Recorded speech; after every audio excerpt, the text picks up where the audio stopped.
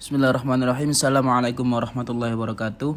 Perkenalkan, kami dari kelompok 9 yang beranggotakan Alsyanur Wahida, Farah Dilana Nadira S, Barizatul Mumti'ah, dan Muhammad Sirajul Faizin. Saya sendiri akan mempresentasikan metode pendanaan wakaf dengan cara menggalang dana dari publik. Menggalang dana dari publik berarti nazir wakaf memilih satu bentuk keberlangsungan dalam pengurusan wakaf dan proyek pengembangan yang berkenaan dengan wakaf, dan tidak membiarkan hal itu dilakukan oleh donatur. Nazir wakaf merealisasikan tujuan tersebut dengan menggunakan cara pendanaan yang direncanakan oleh pengurus, yaitu dengan menggalang dana dari publik. Misalnya membuat rekomendasi penggalangan dana secara bertahap, dan nazir dalam prakteknya dapat menunjuk pengurus wakaf untuk mewakilinya. Ada 5 macam kertas berharga yang bisa diusulkan kepada masyarakat dalam menggalang dana umum untuk mendanai pengembangan harta wakaf. Baik, selanjutnya saya akan menjelaskan tentang macam-macam kertas berharga. Di sini ada 5 macam kertas berharga yang bisa diusulkan kepada masyarakat dalam menggalang dana umum untuk mendanai pengembangan harta wakaf. Kertas berharga ini bagi pemiliknya, yaitu pembeli atau pendana, dapat menguntungkan selama dimilikinya. Kelima macam kertas berharga ini antara lain yang pertama adalah kuota produksi, di mana kertas berharga yang mempunyai kesamaan nilai dan dikeluarkan oleh nadir wakaf bagi para pemberi dana.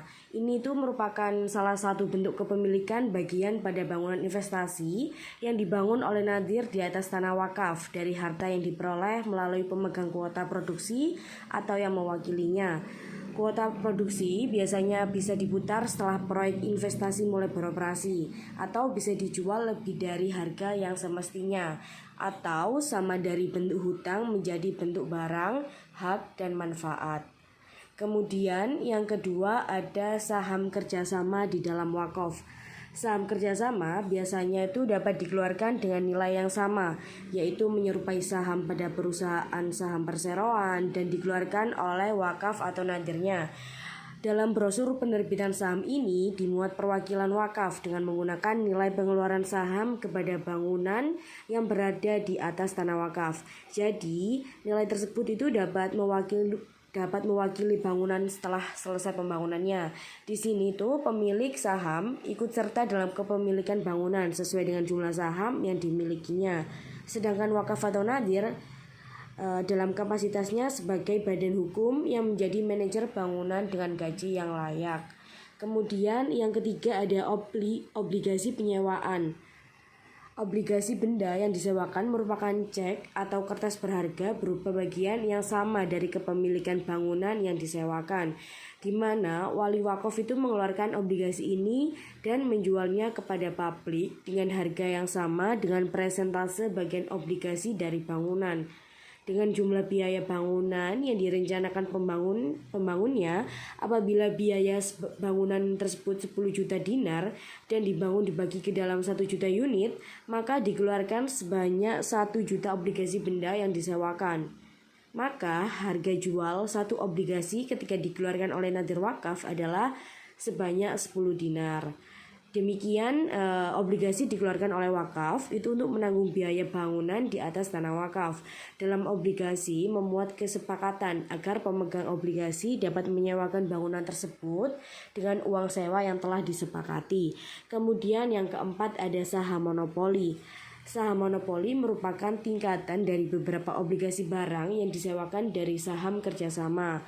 Sebab saham monopoli menyerupai keduanya dari beberapa segi. Dikatakan menyerupai obligasi barang karena saham monopoli berupa bagian yang sama dalam kepemilikan bangunan sejak dilakukan akad penyewaan selama masa investasi. Bangunan ini itu didirikan dengan sistem perwakilan di atas tanah wakaf. Saham monopoli juga dikatakan menyerupai saham kerjasama karena hasilnya berupa keuntungan bersih yang menjadi perbedaan antara pendapatan dan pengeluaran pada proyek investasi yang tidak ditentukan sebelumnya dan berbeda dengan pendapat barang yang disewakan.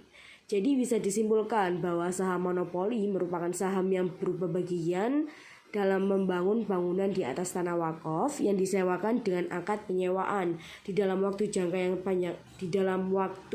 jangka yang sangat lama, yaitu akad monopoli, dan dengan uang sewa yang telah ditentukan hingga selesainya masa akad. Di dalam hal ini, selesainya masa akad, Nadir Wakaf menjadi pengurus atau menjadikan dirinya tuh manajer bangunan dengan gaji atau tanpa gaji, dengan mendirikan bangunan kemudian mengurus investasi secara berkeseluruhan. Pendapatan dari investasi itu digunakan untuk gaji, sedangkan keuntungan bersihnya dibagikan kepada pemegang saham monopoli. Kemudian yang terakhir ada obligasi pinjaman. Saham pinjaman di sini itu dilakukan sama dengan akad mudharabah, seperti halnya juga dengan wadiah investasi yang ada di bank-bank Islam. Dalam obligasi ini, pinjaman Nadir Wakaf menerima uang cash dalam kapasitasnya sebagai pelaku mudharabah, sama seperti halnya seperti Bank Islam menerima wadiah uang investasi. Bedanya Nadir Wakaf ini menerima uang dan mengeluarkan dokumen yang nilainya sama dengan uang yang diterima. Jadi saham pinjaman merupakan saham dengan nilai yang sama dengan namanya, berupa modal yang diberikan kepada wakaf. Dari modal inilah pemiliknya itu mendapatkan keuntungan proyek sesuai yang telah disepakati dan menanggung semua kerugian sesuai bagian mereka yang ada pada modal proyek tersebut. Nadir mempergunakan harta ini untuk tujuan investasi terbatasnya yang disepakati dengan pemiliknya.